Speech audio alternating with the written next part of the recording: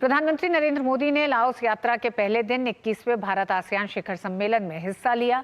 PM ने कहा कि जन केंद्रित दृष्टिकोण विकास आधारित साझेदारी का आधार है।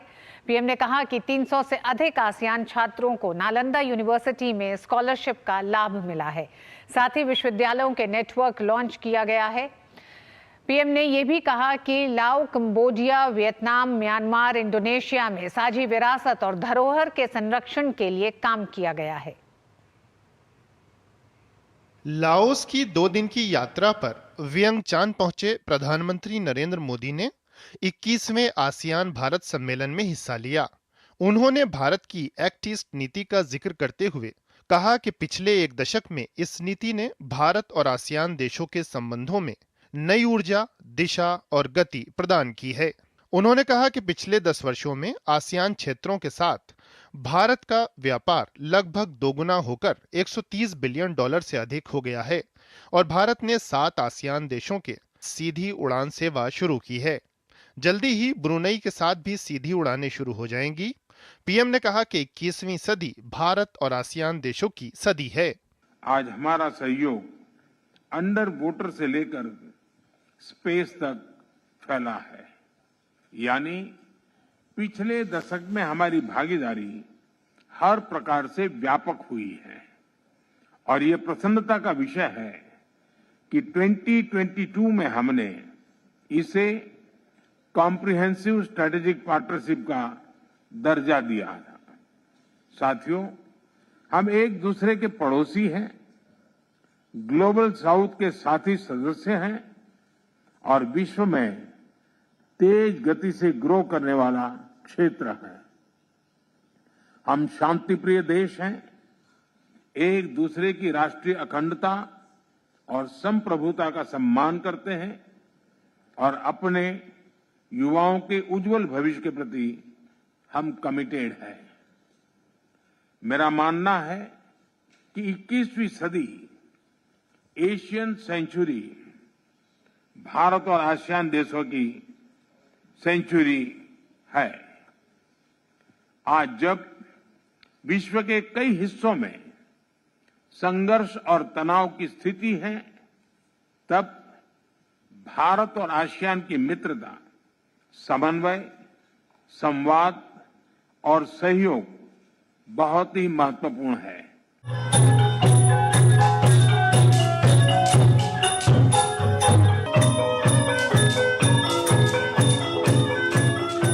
इससे पहले प्रधानमंत्री नरेंद्र मोदी ने लुआंग प्रबांग के प्रतिष्ठित रॉयल थिएटर में लाओ रामायण फ्रालाक फ्रालाम का अवलोकन किया।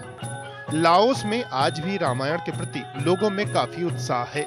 ये महाकाव्य दोनों देशों के बीच साझा विरासत और सदियों पुरानी सभ्यता के संबंध को दर्शाता है। दोनों देश अपनी साझा विरासत को संवारने के लिए मिलकर काम कर रहे हैं। भारतीय पुरातत्व सर्वेक्षण लाओस में वाटफू मंदिर और संबंधित स्मारकों के जीर्णोद्धार में शामिल है। रामायण देखने से पहले प्रधानमंत्री ने लाओ पीडीआर के central Buddhist the fellowship of organisation के वरिष्ठ बौद्ध भिक्षुओं द्वारा एक आशीर्वाद समारोह में हिस्सा लिया।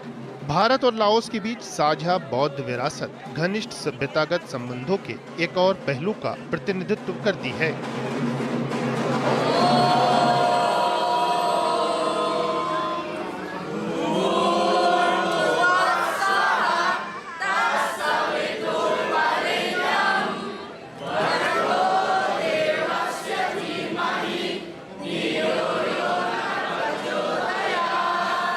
प्रधानमंत्री नरेंद्र मोदी जब वियंगचान स्थित अपने होटल पहुंचे तो भारतीय संस्कृति और परंपराओं से अभिभूत लोगों ने उनका कुछ इस तरह से स्वागत किया।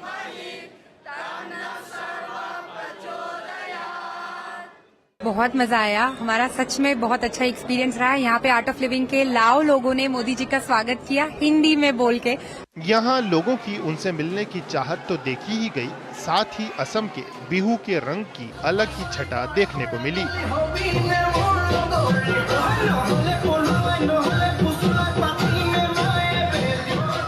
Very happy to perform. So it was not so tough and a little bit tough, but because of Modi, we can do anything and anytime. It was so happy moment for us.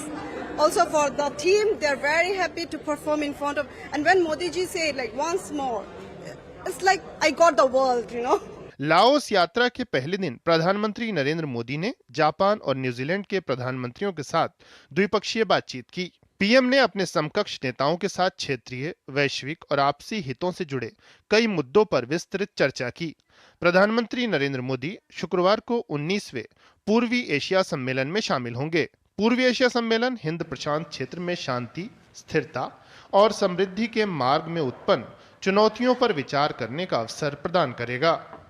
Bureau input के साथ अजय मिश्र और मेघना देव की रिपोर्ट, DD news.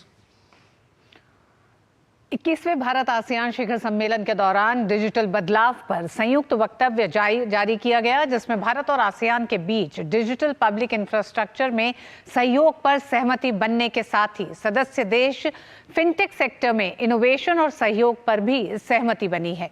Bharat ASEAN के बीच digital payment ecosystem में सहयोग के साथ ही समग्र समझौते के तहत साइबर सिक्योरिटी पर तालमेल पर सहमति है। भारत और आसियान एक जिम्मेदार आर्टिफिशियल इंटेलिजेंस इकोसिस्टम में सहयोग पर सहमति बनी है।